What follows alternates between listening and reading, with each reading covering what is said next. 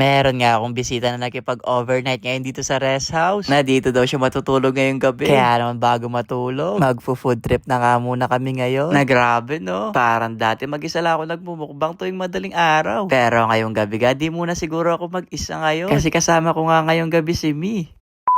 Kanina pa nga ako naghihintay na dumating yung bisita ko. Na lumaki na yata yung mata ko dito. O di pa siya dumadating. Pero eto nga, may kumakaway na dito. Na eto na yata si Mi. Kaya naman nagmadali na nga ako lumabas. Para mapuntahan siya. Baka malamukan pa no mga guys. Dahil pa naman lamok na pag-alagala dito ngayon sa rest house. Kaya sabi ko, welcome po. Na isang maleta nga yung dala niya. Kaya di ko alam kung ilang araw niyan siya dito no. Pero isang gabi nga lang siya. Busy rin kasi si madam. Kaya pag upo namin, tinatanong ko siya, ano kayang gagawin namin ngayon?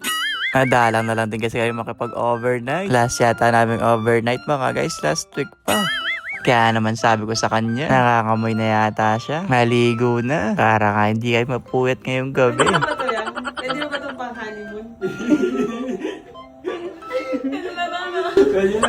Ay nako, baka maging anime vlog pa to Chot, ang bilis nga lang niya maligo. Na mukhang excited Kaya sabi ko sa kanya pumunta na dito. Para makapagsimula na nga kami dito makahanap ng magandang panonoorin. Na parang me at D challenge yata yung mangyayari ngayon. Ay paalala ko sa inyong dalawa, tapos na yung challenge na yan Na di pa nga kami nagsisimula sa panonoorin. Natok na daw si Mi. Nako po, na nagugutom pa dito. Na gusto niya na daw kumain. Kaya naman sabi ko sa kanya, tumayo na dyan. At kami kakain na nga sa labas. Pero dahil this oras na nga to ng gabi, literal na dito muna kami sa labas ng bahay siguro kakain. Na maghintay muna ng ilang minuto. Kasi mag-check na nga muna ako ng pwedeng lutuin dito sa ref. Na meron pa nga akong enoki dito. May kimchi, buldak, spa, na halos Korean food mga guys. Na sabi ko sa kanya, para nag-ibang bansa rin tayo. Yan no.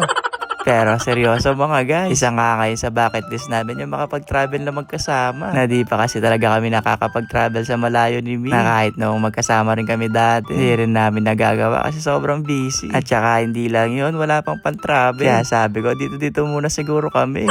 Ang cute nga ng iklog dito mga guys, pati iklog pumupuso. Na para bang Valentine's Day ngayon Dahil sama nga natin yung iklog sa pagpo-food trip. Na meron din pala kami dito maliliit na sausage. Na meron ding enoki. Na sarap na ito. Na i-try nyo din to kapag magmumukbang kayo. O kaya na magta-try ng street food. Kasi promise ang sarap niyan. Na actually lahat naman nilagay natin dito mga guys masarap. Lalo na nagluluto no. Chot! Naglagay din pala kami ng crab stick dito. Ay ako lang pala yung naglagay kasi nakatulog na yung kasama ko dito. Na mukhang pag natapos na ako dito, tulog na siguro to. Pero sabi ko malapit na matapos, eto gising na ulit. Na sobrang bango na kanin ito. Ang sarap ng kumain. Pero wait lang. Partneran muna natin to ng buldak. Na medyo matagal-tagal na nga tayo hindi nakakakain nito. Na dati kasi talaga madalas. Kaya di ko na rin alam yung lasa nito. Chot! Kaya sinasabi ko talaga sa inyo kapag late nyo to napanood, magkikrave ka talaga sa lulutuin namin ngayon. Lalo pat sobrang cheesy nga nitong buldak na nagawa namin ngayon. Nasarap dito ka guys. May nakalimutan pa nga pala kami dito. May spam pa pala kami. Kaya naman sabi ko kay Mi, bago nga kayong mag-plating, hiwain na tong mga spam para masabay na nga namin to sa mumukbangin namin ngayong gabi. Na sobrang bango na nga nito mga guys. Kaya naman tara na, kumuha ka na ng tinidor dyan. At nang makapagmukbang na nga tayo ngayong gabi.